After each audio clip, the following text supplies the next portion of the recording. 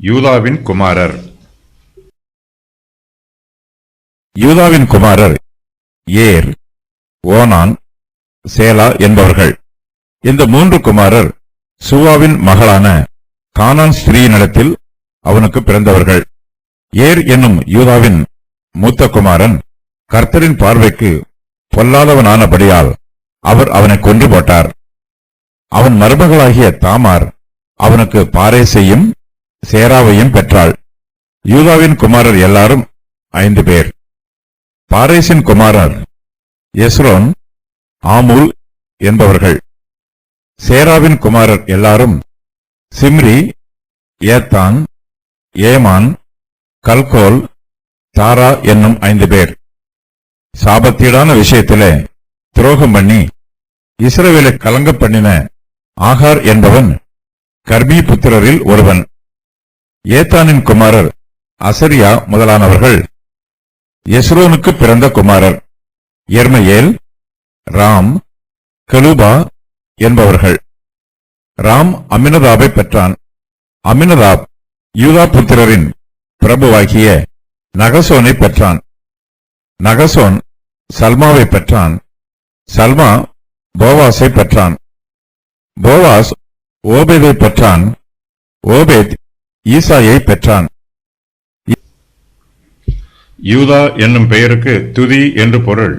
யாக்கோபு என்னும் இஸ்ரவேலின் 12 குமாரரையும் அட்டவணைப்படுத்திய பின்பு நாளாகமத்தின் ஆசிரியர் யூதாவின் குமாரரையும் அவருடைய சந்ததியாரையும் பற்றி குறிப்பிடுகிறார். யாக்கோபுக்கும் லேயாளுக்கும் பிறந்த 4வது குமாரன் யூதா ஆவான். யூதா கோத்திரம் 12 கோத்திரங்களில் ஆட்சி புரியும் கோத்திரமாகும். மேசியா யூதா கோத்திரத்தில் இருந்து வந்திருக்கிறார். ஆகையினால் யூதா கோத்திரம் இங்கு முதலாவதாக கூறப்பட்டிருக்கிறது. பரிசுத்த வேதாகமத்தில் யூதா என்னும் பெயரில் 7 பேர் இருக்கிறார்கள். அவர்களின் விவரம் வருமாறு: யாக்கோபின் 4வது குமாரன். வேதாகமத்தில் இவனை பற்றி 341 தடவைகள் கூறப்பட்டிருக்கிறது. கத்மியேலின் முன்னோர்: ஒரு லேவியன், ஒரு பென்னிமீனன், மற்றொரு லேவியன், யூதாவின் பிரபுக்களில் ஒருவன், ஆசாரியனும் சங்கீதக்காரனும். யூதாவின் குமாரருடைய நாமங்களாவன: ஏர், ஓனான், சேலா, பாரேஸ், சேரா. யூதாவின் சந்ததியை பற்றி இந்த வசன பகுதியில் சுருக்கமாக சொல்லப்பட்டிருக்கிறது. கர்த்தர் யூதா கோத்திரத்தை அதிகமாய் ஆசீர்வதித்திருக்கிறார்.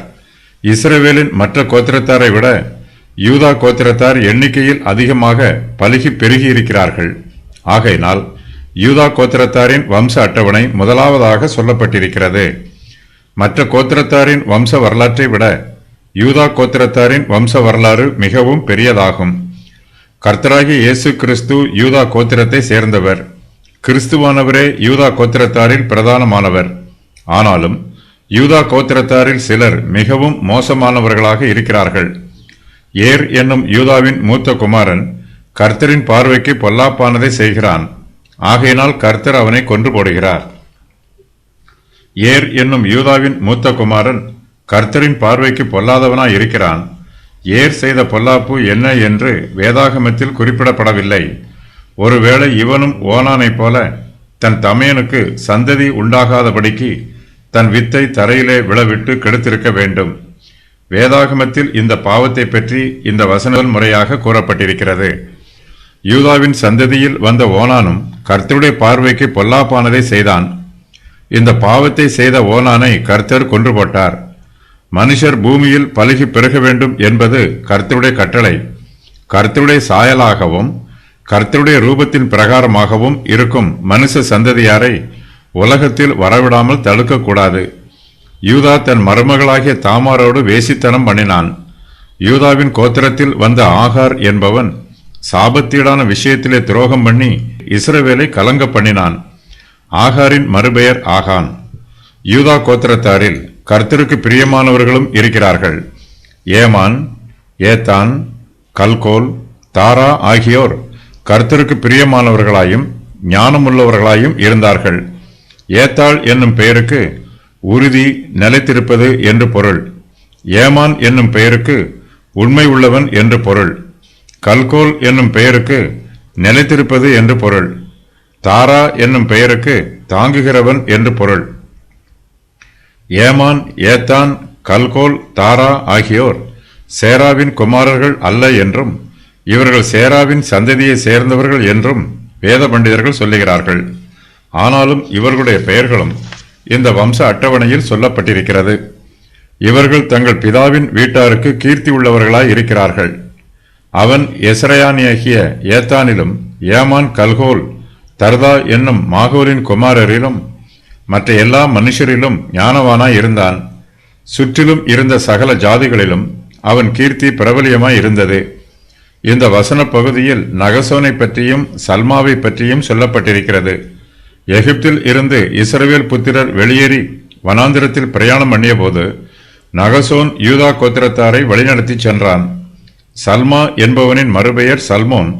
இவன் எரிகோவில் இருந்த ராகாபை விவாகம் பண்ணியவன். மேசியாவின் வம்ச வரலாறு பாரேசின் மூலமாக வருகிறது.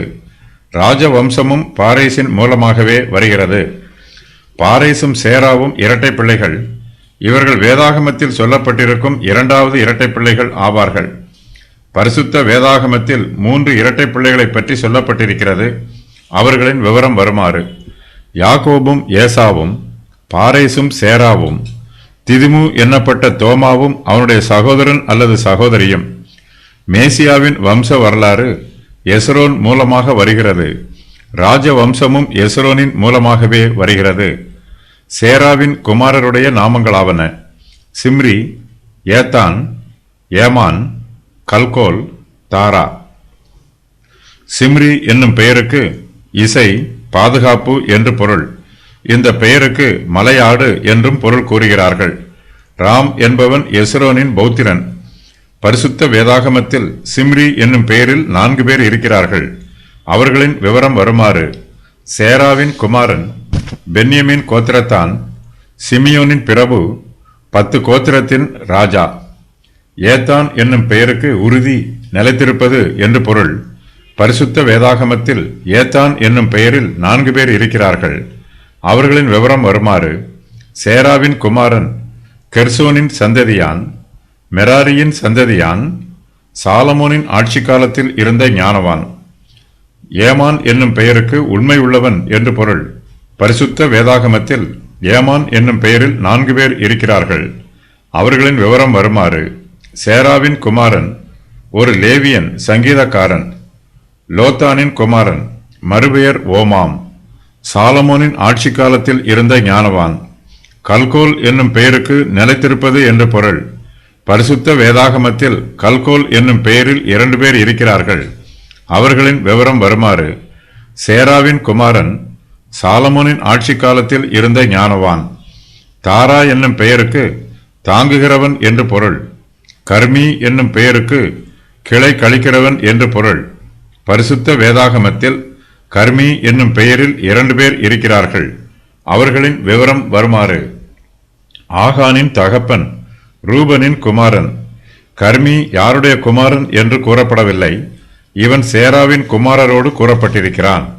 அவனுடைய குமாரனாகிய ஆகாரை பற்றி மட்டுமே இந்த வசனத்தில் கூறப்பட்டிருக்கிறது. யோசுவா 7:16 முதல் 18 வரை உள்ள வசனங்களின் பிரகாரம் இவன் சேராகியரின் வம்சத்தில் வருகிறான். இந்த பெயர் 1 நாளாகமம் 2:6 வசனத்தில் உள்ள சேராவோடு தொடர்புடையது. ஆகார் என்பவனுடைய மறுபெயர் ஆகான் என்பதாகும். ராம் என்பவன் எஸ்ரோனின் பௌத்திரன். நகசோன் என்பவன் எகிப்திலிருந்து இஸ்ரவேல் புத்திரர் வெளியேறி வனாந்திரத்தில் பிரயாணம் பண்ணிய போது இவன் யூதா கோத்திரத்தாரை வழிநடத்தி சென்றான். சல்மா என்பவனுடைய மறுபெயர் சல்மோன் என்பதாகும். இவன் எரிகோவில் இருந்த ராகாபை விவாகம் பண்ணியவன்.